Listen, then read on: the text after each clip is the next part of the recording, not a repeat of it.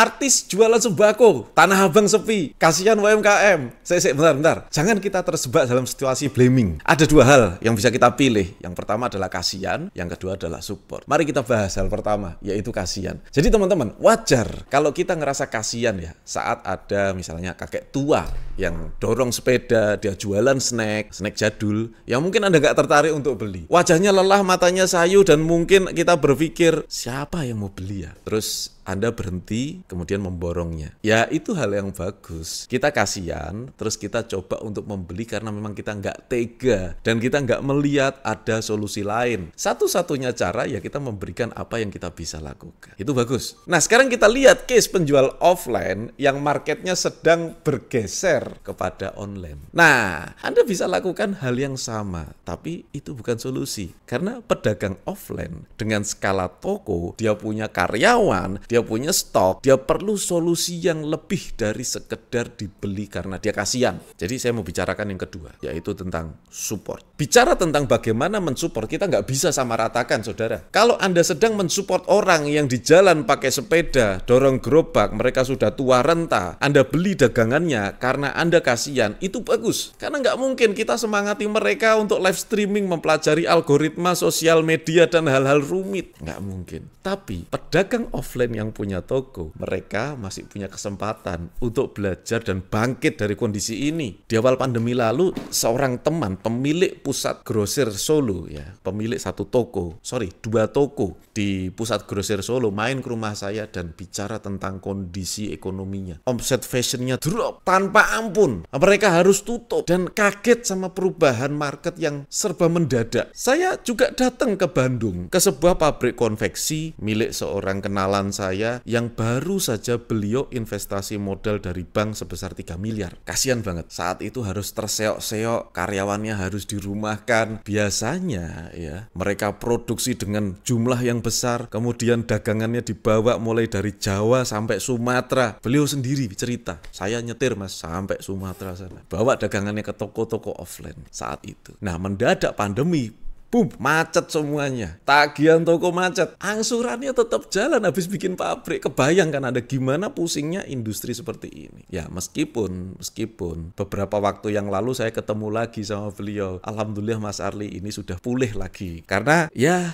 beberapa sudah mulai jualan pakai TikTok ya, jualan pakai marketplace, sehingga pabriknya bisa running lagi dan sudah mulai terbayar hutang-hutangnya. Nah, menurut saya saudara, wajar ya. Karena ya karyawan mereka juga banyak, utang juga harus dibayar, jadi wajar kalau mereka harus berpindah ke online. Nah, ini yang dikeluhkan toko-toko offline yang tidak bisa berpindah ke online. Yang mereka biasanya aktivitasnya adalah buka toko pagi, tunggu pembeli, kemudian tutup toko, hitung hasil penjualan. Besoknya gitu lagi. Buka pagi, menunggu pembeli, tutup toko, hitung hasil penjualan. Gitu terus. Buka pagi, tunggu pembeli, tutup toko, dan menghitung hasil penjualan. Dan itu terjadi bertahun-tahun. Lihat pola ini bertahun-tahun, dan ketika gelombang online yang sangat besar, ketika orang mulai lebih nyaman scroll HP-nya dan berhenti sejenak untuk lihat apa yang menarik perhatian dia, daripada dia harus nyetater kendaraan, menempuh perjalanan, cari parkiran, dan kemudian masih harus jalan mencari barang yang menarik di matanya. Udah nggak dilakukan lagi. Udah lebih sedikit lagi yang seperti itu. Ya, kebiasaan orang berubah teman-teman. Maka peluang baru tercipta, masalah baru juga muncul di permukaan. Tentu saja saat ada gelombang besar, ada kapal yang terhempas dan terbalik. Ada juga yang kena ombak dan melaju lebih cepat. Ada juga orang yang lompat dan berselancar pakai apapun yang dia pegang. Ada juga yang hampir tenggelam. Ada juga yang baru ditolong. Ada juga yang tidak bisa tertolong. Ada banyak sekali kejadian saat ada perubahan gelombang besar. Orang yang tua renta, jualan di pinggir jalan, seperti orang yang nggak bisa berenang saat terhempas gelombang yang sedang besar. Nggak ada pilihan. Kita mesti selamat. Ulurkan tangan, bantu. Tapi ada juga kapal kecil yang mulai panik karena airnya sudah mulai masuk, hampir tenggelam. Nahkodanya sudah panik ini, bingung ini. Bagi orang yang nggak pernah mengalami kondisi ini, pasti akan menyarankan, udah lompat dari kapal. Terus dia pasti merasa kasihan. Kemudian membicarakan tentang ombaknya, membicarakan tentang ganasnya, kejamnya. Dia adalah korban dari ombak itu. tanpa ampun. Tapi kalau ada orang yang pernah mengalami hal seperti orang yang di kapal tersebut dan kemudian selamat, pasti dia bisa memberikan saran, dia bisa membantunya. Jadi wajar kalau live streaming bagi orang awam itu view-nya kecil. Nggak seperti artis yang jualan sembako. Artisnya sudah populer dulu, jualan sembako. Ya sudah jelas lah, pasti lebih laku. Saya live streaming 8 tahun di Facebook, saudara. Di YouTube, di TikTok. Saya sempat coba beberapa kali live di Shopee juga. Saya lihat betapa struggle pemilik usaha yang live-nya, view-nya cuma 3. Karena saya pun gitu pada saat awal-awal live. Orang nggak tertarik. Kita belum menemukan apa yang bikin orang tertarik terhadap kita. Wajar, masih terlalu dini untuk diserbu sama penonton. Mungkin Anda berpikir, enak yo, kalau artis live jualan langsung banyak pembelinya. Saya setuju. Kalau yang beli banyak itu saya setuju. Tapi kalau Anda bilang enak ya, saya bilang belum tentu. Lebih enak bagi dia naik mobil mewahnya untuk jalan-jalan kemana dia mau.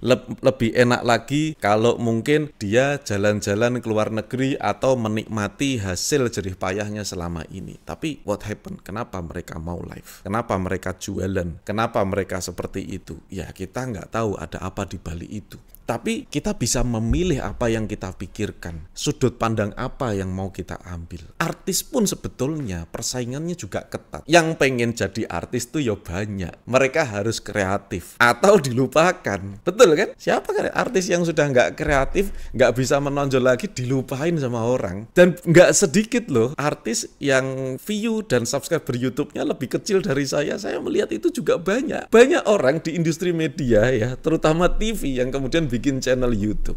Ada yang pura-pura jadi pengemis, ada yang ngeprank, ada yang bikin podcast, ada yang nyanyi, ada yang cover lagu, ada yang ngevlog. Mendadak mereka membanjiri YouTube saat itu. Saya bukan siapa-siapa, kaget juga gitu. Tapi kan saya nggak boleh blaming, nggak boleh kan bilang, wah enak banget ya jadi artis ya, masuk YouTube tiba-tiba sudah terkenal. Kan nggak bisa saya berpikir seperti itu. Kenapa? Karena itu adalah merugikan saya sendiri. Justru kita harus berpikir lagi, terpacu lagi. Meskipun saya nggak bakalan mampu semenarik mereka, nggak mampu saya suruh semenarik para artis. Saya nggak mampu semenarik para artis yang udah bertahun-tahun di industri entertainment. Yang bisa saya lakukan hanyalah be myself dan berusaha lebih baik. Artis memang gitu, dan nggak boleh kita terjebak dalam mindset blaming, mengkambing hitamkan yang bukan kambing hitam gitu. Jadi mari teman-teman kita stop narasi playing victim. Bukan nggak kasihan sama pedagang offline, tapi justru ini bentuk support kita ke mereka. Kalau kita terus-menerus menyalahkan gelombang market online yang terbiasa scroll HP, nonton apa yang membuat mereka tertarik, dan kita sedang menyalahkan diri kita sendiri. Artis view-nya banyak, nenek-nenek mandi lumpur view-nya banyak. Orang mukulin pohon pisang, view-nya banyak. Orang jualan HP di kebon,